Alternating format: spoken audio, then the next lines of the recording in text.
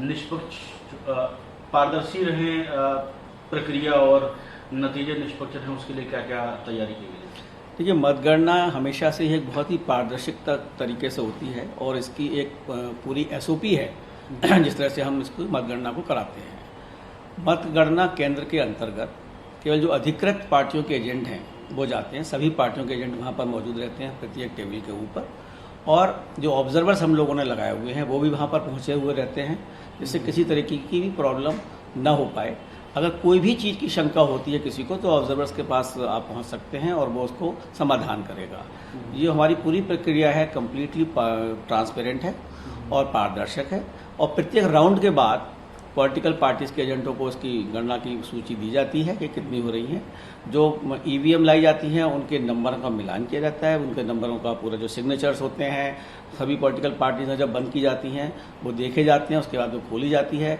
और strong room के अंतर्गत जो भी हमारी मशीन्स रखी हुई हैं उनकी 3 टियर सेफ्टी की जाती है और सबके उसकी वीडियोग्राफी होती है। पॉलिटिकल पार्टी के एजेंट्स बाहर रहते हैं, वीडियो कैमरे लगे रहते हैं। तो पूर्णतया ईवीएम सेफ हैं जिनमें पोलिंग हुई है और वो सबके सामने लाके खोली जाती हैं, जिनके दस्तखत देखे जाते हैं। उसके बाद उनकी काउंटिंग होती है और इसके अंत में जो वीवीपैट होते हैं, प्रत्येक असेंबली में 5 वीवीपैट की हम गणना भी करते हैं कि कोई उसमें असंगति तो नहीं है, विसंगति तो नहीं है। और इस तरह से इसको पूर्णतया पारदर्शिता है इसके ऊपर और कोई भी अनाधिकृत व्यक्ति उसके अंदर प्रवेश नहीं करता है। सर, चुनाव जो 5 राज्यों में बेहद अच्छी तरीके से चले और कहीं भी ईवीएम को लेकर सवाल नहीं उठा, लेकिन जस्ट काउंटिंग के पहले जो है समाजवादी पार्टी चीफ ने जो है ईवीएम को लेकर सवाल उठाया है। कहीं बनारस में ईवीएम मशीन पकड़ी गई है, एक आज सोनभद्र वगैरह में भी कुछ चुनाव सामग्री बरामद हुई है। तो इससे जो है ईवीएम की उस पर फिर से वापस सवाल होगा, इसको किस तरह से आप रिस्पॉन्ड करेंगे? देखिए, ईवीएम की जो सत्यता है और इसकी जो पारदर्शिता है उस पर कोई सवाल उठाने का कोई प्रश्न नहीं उठता। ईवीएम सन 2004 के इलेक्शन से लगातार यूज होती चली आ रही है और 2019 से हमने वीवीपैट की व्यवस्था भी प्रत्येक पोलिंग बूथ पर की है, जिसमें जो आप देखते हैं वही उसका वोट काउंट होता है। इसको जो सील किया जाता है सबके समक्ष सील किया जाता है, सारी पार्टियों के सिग्नेचर्स होते हैं। जब वो सील की जाती है उसके बाद उसको स्ट्रांग रूम में रखा जाता है, जिसकी कि 3 टियर सिक्योरिटी रखी जाती है और उसको वीडियो कैमरे से भी गो डाउन जो स्ट्रांग रूम है उसको बाहर दिखाया जाता है। वहाँ पार्टी भी अपने सब एजेंट को रखती हैं, तो कोई भी पोल्ड मशीन स्ट्रांग रूम से बाहर नहीं आ सकती। जो ये मशीन की जो आप बात कर रहे हैं बनारस के बारे में, ये एक मशीन थी जो कि लोगों को ट्रेनिंग के लिए जानी थी और उस ट्रेनिंग के लिए क्योंकि आज मतगणना है तो एक दिन पहले उसकी ट्रेनिंग होनी थी, 2 दिन पहले ट्रेनिंग होनी थी और उसके लिए वो जा रही थी मशीनें। उस एडीएम की गलती यही हुई है कि उसने पॉलिटिकल पार्टीज को बताया नहीं कि ये मशीनें जा रही हैं और इसलिए उन्होंने जब पकड़ा तो समझे कौन सी मशीन जा रही है और उस पर उन्होंने सवालिया चिन्हों की बात करी। शाम को उनको सब दिखाया गया कि इन जो पोलिंग पार्टियों के नंबर है वो आप मैच कर लीजिएगा कि क्या वो कोई मशीन ऐसी है जिस पर पोल हुआ है, और वो उन्होंने सब मैच किए और उसके बाद उन्होंने पाया कि ऐसी कोई मशीन नहीं है जो कि पोल्ड मशीन यहाँ पर आई है। मैं उसको बताना चाहता हूँ अपने सारे दर्शकों को भी कि कोई भी पोल्ड मशीन किसी भी स्ट्रांग रूम से बाहर नहीं आ सकती। कुछ लोगों को हमें आवश्यकता पड़ती है ट्रेनिंग के लिए, कुछ मशीनें हमें ज़रूरत होती हैं अपनी डेमो दिखाने के लिए, कुछ गांव में भेजी जाती हैं, लोगों को समझाया जाता है। वो मशीनें बिल्कुल अलग होती हैं और हम कुछ मशीन रिजर्व में रखते हैं पोलिंग स्टेशन के ऊपर कि अगर कोई मशीन ख़राब होती है तो उसको चेंज किया जाता है, वो सेक्टर मजिस्ट्रेट के पास होती हैं। तो उस डिफरेंट तरीके से मशीनों को यूज़ किया जाता है, लेकिन ये ज़रूर है कि कोई भी पोल्ड मशीन जिस पर वोट पड़ चुके हैं वो स्ट्रांग रूम से बाहर नहीं आ सकती। तो सर फिर एडीएम को सस्पेंड क्यों किया गया बनारस में जब सब कुछ सही था? हाँ जी, बिल्कुल सही बात पूछी आपने कि वो सस्पेंड क्यों किया। इसकी एक प्रक्रिया है कि कोई भी अगर हमारी ईवीएम बाहर जाएगी तो उसकी सूचना हम पॉलिटिकल पार्टीज को देंगे। इसमें उसने क्या गलती की थी, उसने पॉलिटिकल पार्टीज को सूचना नहीं दी कि ये मशीनें जा रही हैं और ये मशीनें ट्रेनिंग पर्पस के लिए जा रही हैं। खाली इसकी गलती के लिए कि उसने चूंकि सूचना नहीं दी जिसकी वजह से सारी ये अफवाह फैली, इसलिए उसको सस्पेंड किया गया। इंडियन चुनाव के इतिहास में पहली बार ऐसा हुआ है कि 2 चरण बगैर किसी रैली के हुए। ये फैसला क्यों किया गया सर? इस फैसले के पीछे क्या सोच थी आपकी और कितने संतुष्ट हैं आपने जो है 2 चरण जो है बगैर रैली के आयोजन करा? बहुत ही आपने अच्छा सवाल किया है ये। देखिए, जब ये इलेक्शन प्रोसेस स्टार्ट हुआ तब, क्योंकि हम तो प्रोसेस स्टार्ट करते थे सितंबर के महीने से, और हमारा जो एसएसआर की प्रक्रिया है, अपने इलेक्टोरल रोल को अपग्रेडेशन की प्रक्रिया है, वो स्टार्ट हो चुकी थी। और सितंबर के और अक्टूबर के महीने में कोई नहीं मालूम था किसी को कोई भी कोविड-19 की थर्ड वेव आनी है।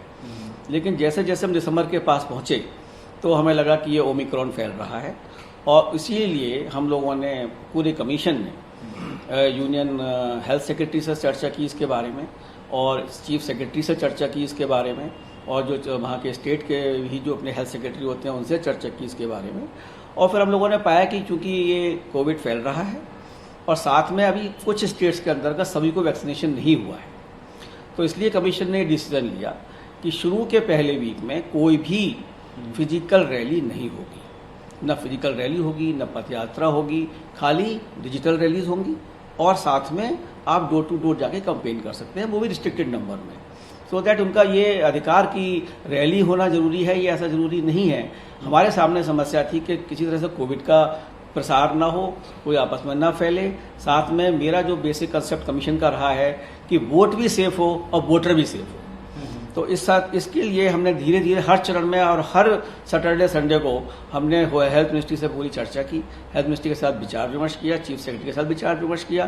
तो एक साइड में तो हमने वैक्सीनेशन के लिए अपने सारे चीफ सेक्रेटरीज को बोला, तो अब सारे के सारे स्टेट ने अपग्रेड किया इस चीज़ के लिए। और उधर रैली बंद करने से ये हुआ कि भाई ये फैलेगी नहीं आगे, और धीरे धीरे हम इसको खोलते रहे। हफ्ता हर वीक के बाद हमने, आप देखेंगे, ग्रेडेड रेस्पॉन्स करके इसको खोला हुआ है। मैं आपको बताना चाहूँगा कि किसी भी पॉलिटिकल पार्टीज ने इसका विरोध नहीं किया, बल्कि मैं शुक्रगुजार हूँ सभी पॉलिटिकल पार्टीज का और सभी मतदाताओं का भी कि इन्होंने इसको अपने सही रूप से लिया और सही तरीके से समझा इसको। तो इसलिए प्रचार तो हुआ है, और हमने कहा डिजिटल माध्यम से करिए, और उसी के लिए हमने पहले खर्चे की लिमिट भी बढ़ा दी 3 दिन पहले, क्योंकि अगर डिजिटल के माध्यम से आपको करना है, ज़्यादा खर्चा करना है, तो हम उसकी लिमिट भी बढ़ा दी थी, आपको अगर शायद याद हो तो उसकी खर्चा बढ़ा दिया था हमने, और जिससे कि हम डिजिटल पे ज़्यादा जोर दे सकें। और मैं चाहूँगा कि आगे एक मॉडल बन जाएगा जिसकी वजह से हाइब्रिड मॉडल में एक कंपेनिंग हो सकती है कि डिजिटल भी हो सकती है और पार्टली फिजिकल हो सकती है। एक बहुत ही नया तरह का एक मॉडल तैयार होगा जो कि आगे भी इसको रेप्लिकेट किया जा सकता है। तो सर, क्या कि कोई इस तरह की किसी पार्टी ने शिकायत करी कि हम डिजिटल प्रचार के लिए तैयार नहीं है, हमारे पास नहीं, किसी ने भी इस तरह का, हमारे पास कोई भी इस तरह का रिप्रेजेंटेशन नहीं आया कि हम नहीं हैं, और बल्कि सभी पार्टियों ने डिजिटल के माध्यम से प्रचार किया। ये आपको खुद लगा होगा कि उन लोगों ने नए नए तरीके ढूंढे और उन्होंने उसका उस तरह से प्रचार किया। प्रचार कहीं बाधक नहीं था, डिजिटल मोड बदला गया था। जैसे अगर आपको ध्यान हो, जब सेकंड वेव शुरू हुई थी तो वर्क फ्रॉम होम स्टार्ट हो गया, कंपनियां बंद नहीं हुई, काम शुरू हुआ लेकिन घर से शुरू हुआ। उस तरह ये प्रचार बंद नहीं हुआ, लेकिन एक डिफरेंट तरीके से प्रचार हुआ, और हम उससे बहुत सेटिस्फाइड हैं, क्योंकि देखिए इससे डबल फायदे हुए। सभी प्रांतों में, 5 प्रांतों में आखिर तक 100% फर्स्ट वैक्सीनेशन सबको हो गया, एक्सेप्ट मणिपुर जहाँ पे थोड़ी सी हेजिटेंसी थी। बाकी चारों स्टेट में रफली 100% हो गया, और सेकेंड डोज भी जो एक इंडिया के एवरेज के बराबर सब जगह पहुँच गई। तो पूरी तरह से जो हमारे वोटर्स थे वो सेफ हो गए, और हमारा पोलिंग स्टेशन ऑलरेडी हमने सेफ्टी मैनेजमेंट किए हुए थे, और सारे के सारे कोविड के प्रोटोकॉल्स को फॉलो किया गया था। इस तरह से वोटर भी सेफ हुआ और वोटिंग भी सेफ हुई। सर, लेकिन इसमें एमसीसी का वायलेशन काफी हुआ। जब रैलीज आपने बैन लगाई तो देखा जा रहा था कि जो 5 लोगों को आपने अलाउ करा था, बहुत लोग भीड़ लेके चल रहे थे। तो इस तरह के कितने वायलेशन देखने को मिले, उस पर क्या क्या एक्शन हुआ, आगे मुकदमे खत्म हो जाएंगे उनके ऊपर, या जो है देखिए, ये हमने सभी अधिकारियों को फौरन बोला था कि इसको बहुत ही गंभीरता से लिया जाए, और ये हमने पॉलिटिकल पार्टी से रिक्वेस्ट करी थी कि जो ये हमारे नियम हैं और जो हमारा प्रोटोकॉल है इसको गंभीरता से लिया जाए। तो जहाँ जहाँ भी वायलेशन पाया गया उनके खिलाफ FIR फाइल की गई, और मैं बताना चाहूँगा कि रफली 2270 FIRs have been filed for violation of COVID violation norms as well as MCC violation in all the 5 states. तो दोनों ही तरीके के जो वायलेशन थे, क्योंकि SDM से अगर ज़्यादा लोग लेकर जाएंगे या डिस्टेंसिंग मेंटेन नहीं कर रहे हैं आप, तो उस पर आपके खिलाफ FIR दर्ज होगी अंडर SDM में, और वो फाइल हुई है। 2271 FIR फाइल हुई हैं, जिनके कि आगे मुकदमे चलेंगे। तो सर, शिकायतों को लेकर बड़ा सख्त रहा है इस बार जो है चुनाव। शिकायत हुई और एक्शन उस पर तुरंत हो गया। जो एक्शन आप लोगों ने लिए हैं, तो उस पर क्या किसी पॉलिटिकल पार्टी ने आपत्ति जताई जैसे कि कुछ कोई अंसारी था यूपी का, उस पर लिया आपने, बीजेपी को कोई एमएलए था उसके खिलाफ आपने एक्शन लिया? देखिए, इलेक्शन कमीशन की सभी पार्टियां बराबर हैं और कहीं पर भी अगर एमसीसी का वायलेशन होगा तो कमीशन फौरन ही एक्शन लेगा। और यही हम लोगों का ध्येय रहा है कि इलेक्शन निष्पक्ष हो, इलेक्शन में सबको लेवल प्लेइंग फील्ड हो, कोई भी गलत बोलेगा उसके खिलाफ कार्रवाई होगी। और हमने आई एम वेरी हैप्पी कि आपने इस चीज़ को उठाया है कि हमने सख्त कदम लिए हैं और सख्त कदम लेने चाहिए। सर, एक इस चुनाव में जो है नो योर कैंडिडेट का आप लोगों ने वो शुरू करा है, पहली बार का शुरू हुआ, क्या उसका पर्पस था और क्या फीडबैक मिला है? इसका फीडबैक बहुत अच्छा हुआ है क्योंकि देखिए ये एक सुप्रीम कोर्ट में एक पिटीशन फाइल की गई थी कि बहुत ही क्रिमिनल एंटीसीडेंट के लोग इलेक्शंस में आ रहे हैं। तो सुप्रीम कोर्ट ने कहा कि भाई ये एक इंश्योर किया जाए कि कैंडिडेट्स की जो एक पृष्ठभूमि है, आपराधिक पृष्ठभूमि, ये सभी वोटर्स के सामने आए। तो इसलिए कमीशन ने एक ऐप बनाया, दिस नो योर कैंडिडेट है, और उसमें हमने कैंडिडेट जो भी आपराधिक छवि के भी थे और बाकी लोग थे सबका उसमें डेटा डाल दिया और आपराधिक छवि वाले सभी का उसमें नाम पड़ा हुआ है, जिससे सभी लोगों को ये मालूम पड़ जाए कि आपराधिक छवि के कौन कौन कैंडिडेट हैं। उसके बाद एक वोटर की चॉइस है कि क्या करेगा या क्या नहीं करेगा। और मैं बताना चाहूँगा कि रफली जो 6,900 कैंडिडेट थे फ्रेम में और उसमें करीब 1,600 and odd are person from the criminal antecedent. तो करीब 25% के लगभग लोगों के पीछे क्रिमिनल एंटीसीडेंट थे और उससे वोटर्स को ये मालूम पड़ जाएगा कि किस किस के खिलाफ है। तो this app has been very useful for my voters. तो सर, फ्यूचर में क्या फिर आप उम्मीद करते हैं कि इस तरह के एक्शन और थोड़ा सख्त होंगे और ईमानदार छवि के लोग जो है राजनीति में आएंगे? देखिए, ये जो हमारा इलेक्शन कमीशन का कार्य है वो ये है कि हमारे वोटर्स को सब इन्फॉर्मेशन प्राप्त हो और उसी के हिसाब से वो चुनाव करेगा बैठ के। तो अगर उसको मालूम है कि इनके खिलाफ क्रिमिनल एंटीसीडेंट हैं, then he will make his inform choice whether he should cast the vote और he should not cast the vote. और एक क्लीनिंग ऑफ डेमोक्रेसी के लिए आवश्यक है कि आपराधिक छवि के लोग जो बहुत ही गंभीर जिन पर अपराध लगे हुए हैं उनको पॉलिटिक्स में आना नहीं चाहिए बेसिकली, बट अल्टीमेटली ये जो वोटर की चॉइस है और हमारा ये कर्तव्य है कि हम वोटर को पूरी तरह सब बता दें कि ये इनका पृष्ठभूमि है। और सर, कोरोना के बावजूद जो है इस बार वोटर टर्नआउट काफी अच्छा रहा है, क्या क्या ट्रेंड आपको देखने को मिला? हाईलाइट सम अप अगर आप करेंगे 5 स्टेट्स के वोटर टर्नआउट वगैरह का। देखिए, जब भी हम लोगों ने ये शुरू किया था ओमिक्रॉन का कि भाई रैली कम होंगी और इलेक्शन कोविड के दौरान होगा, तो ये बहुत बड़ा क्वेश्चन था कि हमारा टर्नआउट कम ना हो जाए और इसीलिए हमने ये रैली भी बंद करी और हमने सेफ एनवायरनमेंट प्रोवाइड किए। हमने सारे पोलिंग स्टेशंस को जो सबसे पहले किया कि पहले 1500 के ऊपर एक पोलिंग बूथ हुआ करता था, हमने 1250 लोगों के ऊपर एक पोलिंग बूथ बनाया और जिससे कि हमारे 31,000 नए बूथ क्रिएट हुए।